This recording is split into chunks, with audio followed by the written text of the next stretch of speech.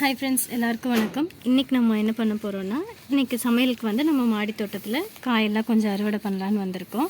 இது பார்த்திங்கன்னா Bhavani long variety கத்திரிக்காங்க. இது பார்த்திங்கன்னா ஒரு 45 நாள் பக்கம்தான் ஆகுதுங்க.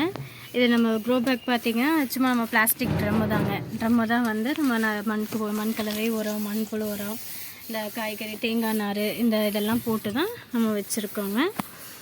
ஸோ இன்றைக்கி சமையலுக்கு பார்த்திங்கன்னா இன்றைக்கி கத்திரிக்காய் தாங்க. இந்த கத்திரிக்காய் வந்து பார்த்திங்கன்னா நல்லா டேஸ்ட்டாகவும் இருக்கும்.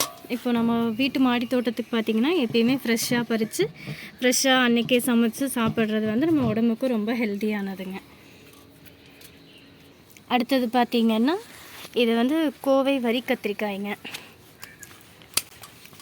ஸோ ஃபுல்லாக நம்ம ஆர்கானிக்காக பண்ணுறதுனால ஒரு பூச்சி, ஒரு சொத்தை எதுவுமே இல்லாமல் நம்ம ரொம்ப ஹெல்த்தியாக ஆர்கானிக்காக நம்ம செய்கிறது வந்து உடம்புக்கு ஹெல்த்தி. நம்ம வீட்லேயும் இதை ஃபாலோ பண்ணுறது எல்லாருக்குமே ஃப்யூச்சரில் நல்லதுங்க. குழந்தைங்களுக்கும் உடம்புக்கு ரொம்ப நல்லது. ஸோ எல்லோரும் இதை ஃபாலோ பண்ணுங்க. இது க்ரோ பேக் சைஸ் பார்த்திங்கன்னா 1.5x 1 தாங்க. செடி வச்சு பார்த்திங்கன்னா ஒரு 2 மாதம்தான் ஆகுதுங்க. ஸோ இப்போ இன்னும் புதுசாக 2 பிஞ்சு விட்டுருக்கு. அது நம்ம நெக்ஸ்ட் வீக்கில் அறுவடை பண்ணலாம்.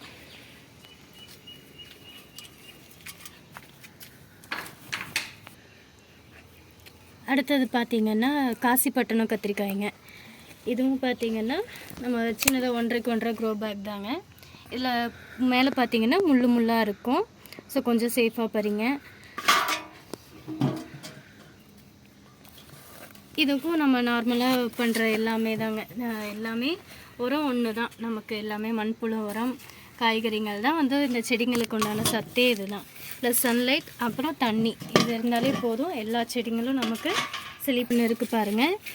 நம்ம இவ்வளோ நாள் சரியாக பார்க்கல, இவ்வளோ நாள் ஒளிஞ்சிருந்தது இன்றைக்கி தான் நமக்கு தெரிஞ்சிருக்கு. ஸோ இன்றைக்கி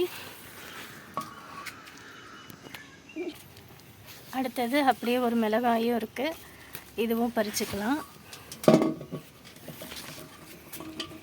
இது பார்த்திங்கன்னா யானை தந்த வெண்டைங்க.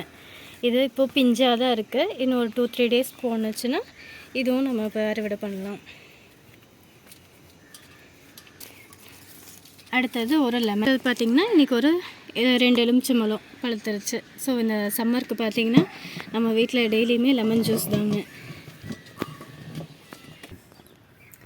அடுத்தது பார்த்திங்கன்னா மிளகாய் அறுவடை தாங்க. இது பார்த்திங்கன்னா சும்மா சாதாரண நம்ம வாட்டர் கேன் இருக்கு இல்லைங்களா, 20 லிட்டர் வாட்டர் கேன் இருக்குது இல்லைங்களா, அதில் தான் வச்சுருக்கோம். இன்றைக்கி பார்த்திங்கன்னா இதுவும் நல்லா காய்ச்சிருக்குங்க.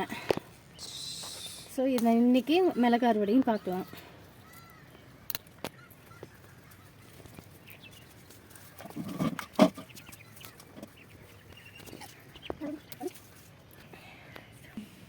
மிளகாய் செடி பார்த்திங்கன்னா எப்பயுமே இதுக்கு சீசன்லாம் கிடையாதுங்க. எப்பயுமே வந்து காய்ச்சிட்டே இருக்கும்.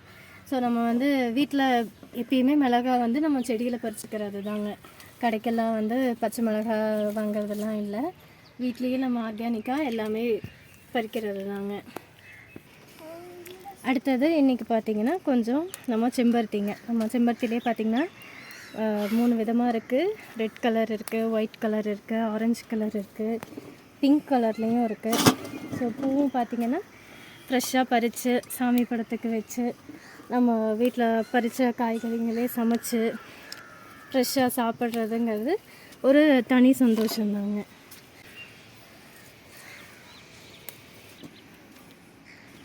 Thank you friends. இன்றைக்கி அறுவடை முடிஞ்சதுங்க. இன்றைக்கி சமையல் இது தான். நாளைக்கு இன்னொரு வீடியோவில் சந்திப்போம். நன்றி, வணக்கம். நம்ம சேனலை மறக்காமல் சப்ஸ்கிரைப் பண்ணுங்கள். பிடிச்சிருந்தால் லைக் பண்ணுங்கள், ஷேர் பண்ணுங்கள், கமெண்ட் பண்ணுங்கள். நன்றி, வணக்கம். தேங்க்யூ. Save agriculture.